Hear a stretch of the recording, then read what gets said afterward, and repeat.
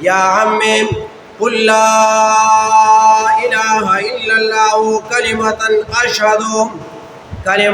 اشہد لک بها عند اللہ. اے تردا خبر وورام صرف زما پدی وکی وایا چی لا الہ الا اللہ کلمہ شہادت وایا صرف دمرا زما پا وکی وایا. ابو طالب و توئی ما تا پتا دا چی ستارا خبر ٹک دا ما تا پتا دا ستارا خبر ٹک دا اور آرت چی کمی خبر که دا بلکل ٹک دی استا مخالفت او ما چرته نه دی کړی استا خبره مې نه ده منلې او ستا خبره چې مې نه ده منلې نو زه د علاقې یو غټ سړی یادېږم لکه د دې علاقې او د دې زمانې خلک چې موږ پښتانه یادېږو او د دې خبرې نه ځکه نه اورو نو هغه ته وایي چې زه د خپلې خبرې نه ځکه نه اورم چې بیا به د قیامت په ورځ باندې به دا خلک وایي دا قریش چې ابو طالب د جهنم د اور نه ویریدو نو په ځنکدن کې چې دی نو کلمه د شهادت ما ته پته ده چې ته په حق یې صرف د دغه یو خبرې د پیغور د وجې نه چې خلک وایي چې ابو طالب د څه نه ویریدو د جهنم د اور نه ویرید او میدان حشر کې به راپسې د مکې د جینکۍ او د زنانه وازونه کوي چې ابو طالب د جهنم د اور نه ویریدو او د خپل پلار نیکه دین یې پرېښودو او د وراره دین یې اختیار او دین اسلامی کو نسی چلے ہو کو فاختار العار علی النار سے ہو کو آگا غیرتوں کو دے جہنم کو اور بانے ابو طالب کو داخل کی غیرت کی مڑ نبی علیہ السلام دے کی سخت پریشان ہے چکلا نبی علیہ السلام خفد ہے اللہ وحی نازل اکڑا انکا لا تہدی من احبابتا ولیکن اللہ یہدی من یشام.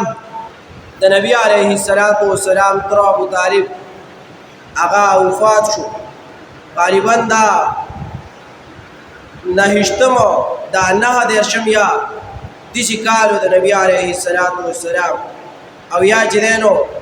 د نبوت لسم کالو یا نهم کالو چې د ابو طالب د نبی علیہ السلام دا تر وفات شو. کله چې د نبی علیہ السلام دا تر وفات کېدو ابو طالب دار چې دا د نبی علیہ السلام ملاتړو او نبی علیہ السلام سره ملګرتیا کوله نو نبی علیہ السلام راغی د ابو طالب والا خپل طرف والا چې هلته راغی نو ابو جهل ابن هشام او عبدالله ابن ابي امیہ دا غټ کافرانو دا د ابو طالب خواته ناست کله چې دا غټ زنکدن نبی علیہ السلام ډیر سخت پریشان دی راغی غلی کېناست د خپل طرف واته او وی وته یا عمی قل لا الہ الا اللہ کلمتا اشہد لک بها عند اللہ. اے تردا خبر وورام صرف زما پدی وکی وایا چی لا الہ الا اللہ کلمہ شہادت وایم صرف دمرا زما په وکی وایم چې زما د پارا ستا د پارا سفارش د قیامت په ورځ باندې کولاو شي ستا د پارا زه سفارش وکړم چې دومره اجازت ماته میلاو شي نو زه به بیا ستا سفارش کوم او تا چې دی نو تا به جهنم نه راوباسم خو صرف کلمه د لا اله الا الله ووایم. ابو طالب ورته وایي ما ته پته ده چې ستا دا خبره ټیک ده ما ته پته ده ستا دا خبره ټیک ده او وراره ته چې کومې خبرې کوې دا بلکل ټیک دي خو ستا مخالفت او ما چرته نه دی کړی خو ستا خبره مې نه ده منلې او ستا خبره چې مې نه ده منلې نو زه د علاقې یو غټ سړی یادېږم لکه د دې علاقې او د دې زمانې خلک چې موږ پښتانه یادېږو او د دې خبرې نه ځکه نه اورو نو هغه ته وایي چې زه د خپلې خبرې نه ځکه نه اورم چې بیا به د قیامت په ورځ باندې به دا خلک وایي دا قریش چې ابو طالب د جهنم د اور نه ویریدو نو په ځنکدن کې چې دی نو کلمه د شهادت ما ته پته ده چې ته په حق یې صرف د دغه یو خبرې د پیغور د وجې نه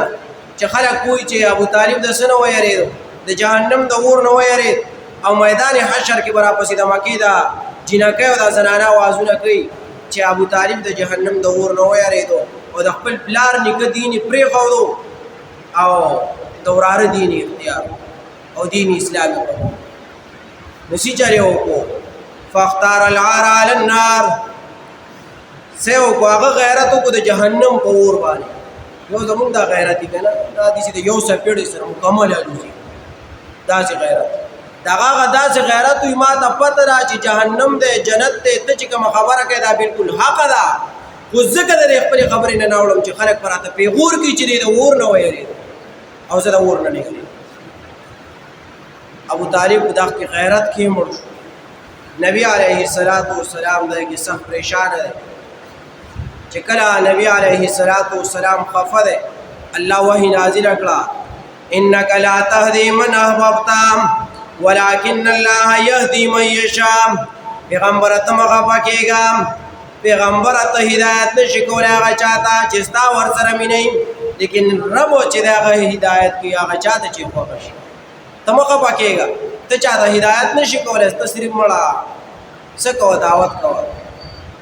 دا د جمهور علماو مسلک دا دی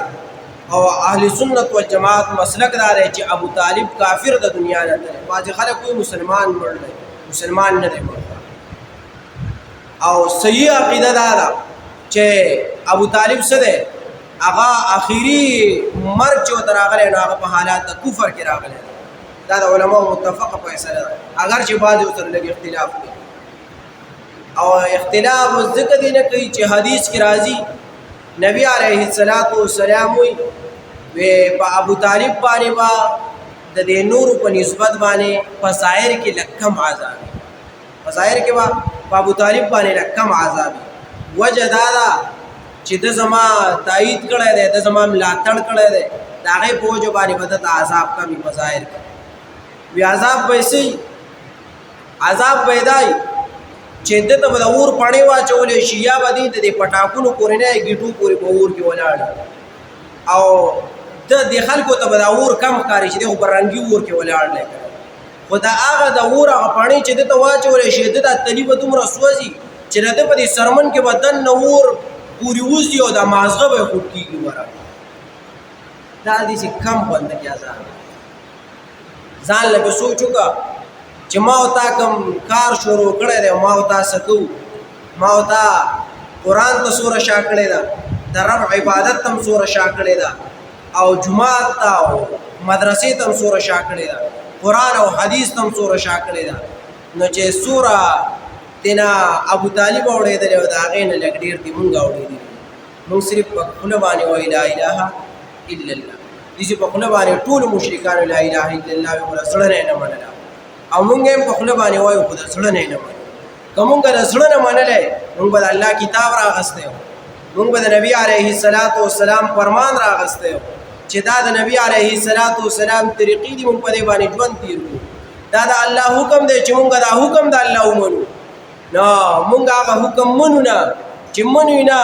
نو چې ابو طالب له عذاب ورکوي نو ما ورته وتسي او د هغه وړوکی عذاب دی چې خپې به په اور کې پرتې وو مازغه به خوټ کېږي او ما او تا دپاره دا عذاب دی چې الله وایي چې څوک قرآن ته نه کښېني او قرآن نه زده کوي قرآن باندې عمل نه کوي حدیث نه زده کوي او عمل پرې نه کوي دا سړی مونږ جهنم ته ځي